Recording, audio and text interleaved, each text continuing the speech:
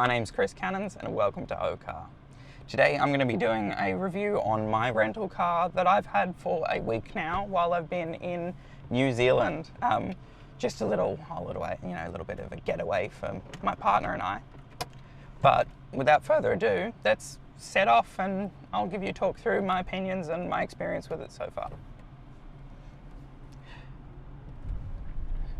So the first thing is, when we arrived, it was absolutely bucketing down. The airport after our arrival actually got shut down because of flooding. So the arrival was a bit hectic, but the first impression was, oh wow, that's a really big boot. I was quite impressed with the size of the wagon that we had rented. We got a hybrid wagon because it was the only thing left, and we were going to be camping around the place. The plans ended up changing a little bit due to, well, it being bucketing down the entire time we've been here.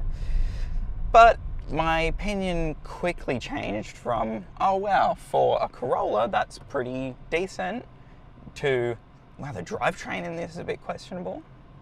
So immediately after setting off, I noticed that the electric motor gets you going for a second, but very quickly the engine cuts in and starts helping out. However, the way that it is kind of synchronized in isn't very smooth. So it sort of comes in, turns on, and immediately engages with the gearbox. And it's a bit clunky because the revs don't entirely match, and it just doesn't feel very smooth the way the hybrid system has been integrated. The interesting thing about it, which I might chuck some footage of, is that it's clearly a Japanese import because the head unit's in all kanji symbols. It's got some sort of little forward collision system that's got Japanese symbols all over it and beeps for absolutely no reason out of nowhere. So I don't know what's going on with that, but that's interesting. So yeah, my initial impressions weren't great. The other thing is that when you're going to slow down, the kind of first quarter or fifth of the brake pedal is just activating the regen, using the electric motors in reverse to slow you down. But then when it does decide, oh, you're going to need friction brakes to slow down here, they come in really hard. They come in really suddenly and really hard, which as a result, my partner was freaking out a lot because she thought I was slamming the brakes on, which I wasn't. It was just that it suddenly engages the friction brakes, the traditional brake pads, and it really bites very quickly and you end up getting thrown forward in your seat, and it's just a very uncomfortable driving experience. In terms of practicality though, it's been excellent. The fuel economy is great. I mean, weirdly, it must be because in Japan maybe they do their fuel economy differently. The fuel economy is measured in kilometers per litre, whereas in Australia we measure ours in litres per 100 k's. So you do have to do a bit of mathematics to sort of work out where that is. However, it's been doing about 20 kilometers per litre, which is about 5 litres per 100 k's from my mathematics. Maybe I'm completely wrong. I think that's about where that is. And I think that's about 30 miles, it's more like 60 miles to the gallon, I think. So that's pretty good. I mean, sure, modern hybrids would be doing better than that, but this is, 8 years old now? It's 2016 model, so no, it's 7 years old, 2023. So, it's not the newest thing, and for that fact, it does pretty well. And petrol over here is about $2.50 a litre compared to in Australia where it's about $1.60, $1.70, so it's a lot more expensive for us because the dollar is about the same here. So we did want something fairly frugal. And in all honesty, those quirks within the drivetrain, I worked my way around those over time. You get used to going, okay, well, I'm gonna start slowing down a bit sooner, and if at all touching the brake pedal, only touching it a little sort of thing, so that I'm not having to engage the friction brakes. Now, the other thing is that you learn to actually just let it coast a lot. You go, okay, well, if I just let it coast, it just uses a minimal amount of regenerative braking, and I get more, electricity in the battery, and I get more fuel economy. So if you start driving it in a bit more of like a hyper-miling sense, this car does just start to make more sense. So I suppose my initial reaction to it was, oh man, when I clog it, it sounds like a vacuum cleaner, and the engagement of the petrol is really kind of clunky and awful. But I was just sort of driving it wrong. And once you get used to the fact that you do have to drive around those quirks, it's actually quite a lot of fun. There's some beautiful back roads around in New Zealand, a lot of really nice B roads where speed limit's only 100, but you can get a nice bit of speed up a hill because we're going through mountainous areas, and then you can use the regenerative braking to slow down and kind of coast down the hill, and that ends up being a lot of fun. So you got to learn to drive around these quirks.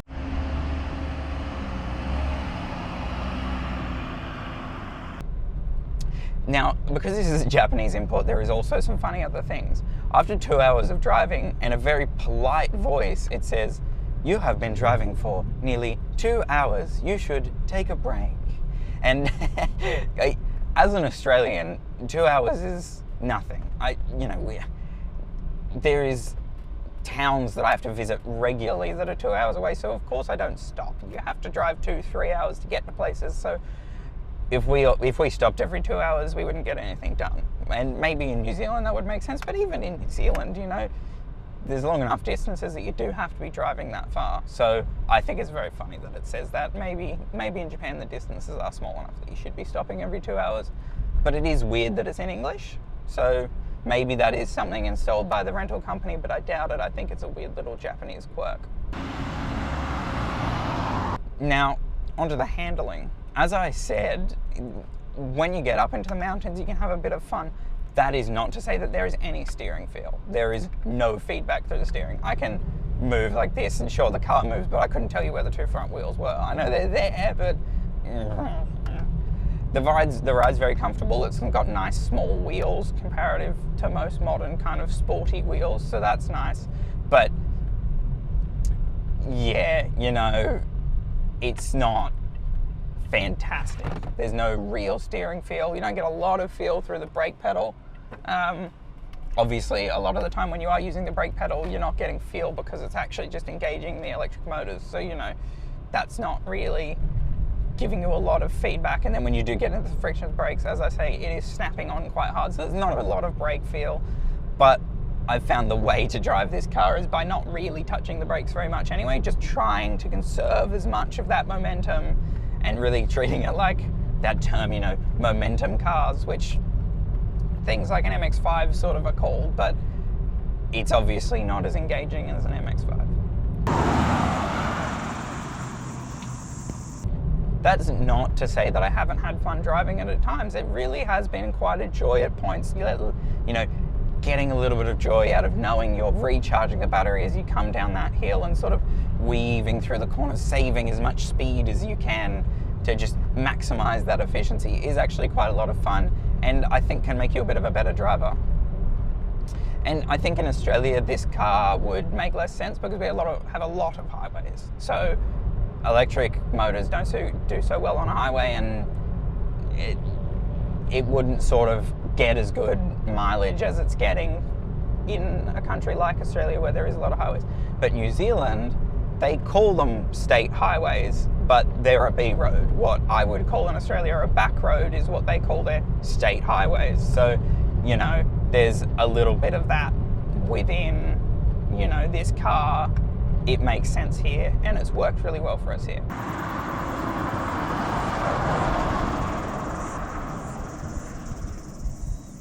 Now, in terms of looks, I don't actually think it's too bad. It just looks like a car. It sort of looks a little bit weird in Japanese at the front end, and there is something bad about this in that it's a rental. There's very clearly been a rear end shunt at some point.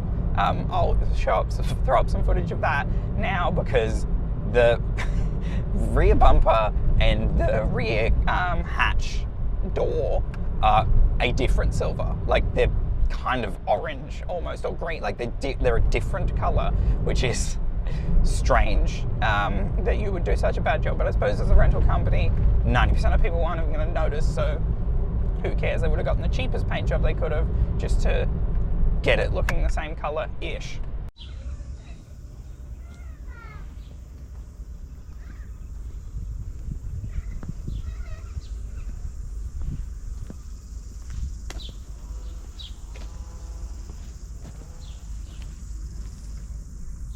But yeah, in terms of styling, it's a Corolla, estate, or wagon, or whatever you want to call it.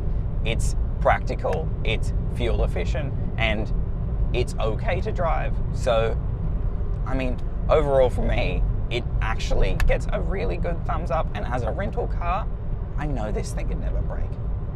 It's never going to break. You're going to have this thing forever. So why not? I do find it slightly weird that a rental company did give us a 7-year-old car imported from Japan, but I think that might be due to the way New Zealand's economy works. It's very cheap to import second-hand cars from other countries, and obviously Japan, they like to cycle through their cars fairly quickly, so there's a very cheap second-hand market over there, and it's not very far. Japan's not very far from New Zealand either. Australia has quite heavy taxes. We have luxury vehicle tax, or luxury car tax, LCT, and that is any car over $70,000 or valued at over $70,000 by the Australian Tax Office. You pay 33% of anything over the 71,000 something dollars. But that taken into that is the amount that you pay to import the vehicle and the GST, which is 10% of the cost of the vehicle. So very quickly that becomes, on a $80,000 car, that becomes a 10% tax, which people can't afford to do all the time. So Australia has less Japanese imports. We still do it, but over here it seems to be a lot of weird Japanese stuff. I've seen some really funky little Japanese and MPVs, which we don't get people carriers that much in Australia as family vehicles. Everyone loves an SUV. However, over here I've seen lots of MPVs, which I actually really like because I think they're more practical, and your SUV looks stupid anyway, so why don't you have something that looks daggy and stupid but is much more practical and has sliding doors? So I'd like to also talk about the driving experience while we've been in New Zealand, because I think it's important to talk about the difference between countries, because obviously Australia and New Zealand are neighbours, and as much as often Australians don't like to admit it, we're very similar in a lot of ways, and that's not a bad thing. There's a classic line, I was watching someone talking about New Zealand the other day, someone from, who was it? It was Stephen Fry. Stephen Fry once said to an Australian, just New Zealanders are so nice, aren't they? And the Australian said, but don't you think they're too nice? And I think that's a pretty good kind of way to explain the relationships of Kiwis and Aussies, is that New Zealanders are just lovely people generally. I've had a few interactions with customer service staff over here that, I'm going to be honest with you guys, if you're Kiwi, your customer service isn't great. But outside of that sort of working in a cafe situation, Kiwis are as hospitable as it comes, absolutely lovely. You guys have been absolutely excellent the whole time. And yeah, the few car people I've spoken to have been really, really lovely. Anyway, so the driving experience. The driving experience in New Zealand, as I sort of said it before, there's a lot of highways that aren't really highways, they're sort of roads. They're the major way to get between cities. Like, they're the biggest road between two cities, but they're a big sweeping thing, so they're not really a highway, but that's what they call them.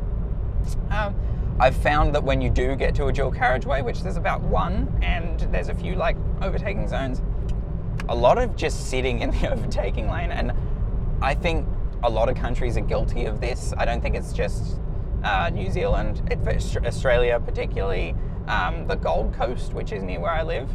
A lot of people just sit in the right-hand lane, which is our overtaking lane when we drive on the left, obviously, if you're over on the other side of the world, you might drive on the right and your overtaking lane is the left. But over here, Australia, New Zealand, same in England, the right-hand lane is the overtaking lane. A lot of people dawdling in that, and that's obviously very frustrating. I think overall I have found it a little bit worse over here, and I have found roundabouts a little bit like not giving way to the right. I've found that a little bit, but you know, I mean, it's not much worse than anywhere else. I think people are a little bit more casual about the road rules over here, except for speeding. No one speeds. I mean, I have seen you occasionally see someone, when someone's speeding, they're really speeding, like they'll come past you and bugger off at 140 in a 100 zone, like they'll just go. But generally people really stick to the speed limits. I get the feeling from the people I've spoken to that speeding is really quite punished over here, and the speed cameras are really hidden, so they really don't. They've only got a 3 km/h buffer or something, and your speedo can be out by 3 k's, so people just don't really speed over here, which that's probably a good thing if we're honest with ourselves. And generally drivers have been fairly respectful. I haven't been tailgated too much except by a handful of people.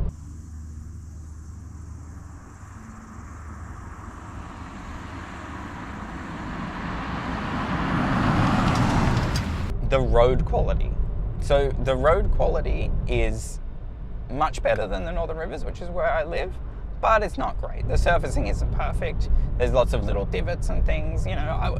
It reminds me of the road quality in England when we were there. It's okay, but the locals will probably complain about it because they don't know any worse. It's not like Germany or Switzerland where the roads are dead perfect everywhere, but it's also nowhere near as bad as Australia, where there's lots of potholes, even on major highways. That obviously is down to the fact that this is a smaller country and they have a lot of tax on their petrol. That's why it's so much more expensive. So they have a little bit more, you know, money per square kilometre probably to spend on their roads. Anyway, so before I go, I just wanted to quickly say, if you could like and subscribe and, you know, do all of those things, comment. I do really love feedback, you know. If you want to give me suggestions on what mods I should do to my AMG back home, or if you just want to tell me, oh, this part of the video could use some improvement, the whatever it is, the video quality, the audio quality, those sorts of things, please do let me know. But yeah, otherwise I do have a Patreon. You can go become a patron there. It's about $3 a month. You get exclusive access to everything early. So my articles, my videos, those sorts of things, they go on there early, and you sometimes might even get like a bare bones version of an article or a video before it's like fully polished up to the, you know, level that I would like it to be. And so if you're interested in that, please go do that. It also just helps me sort of justify doing this because it does take up a lot of time. So if I can get just even a little bit of money to sort of break even, buy some camera gear, buy some mods for the car to keep growing my, you know, channel, that would be really appreciated. Anyway, thanks so much for watching, and I'll see you next time.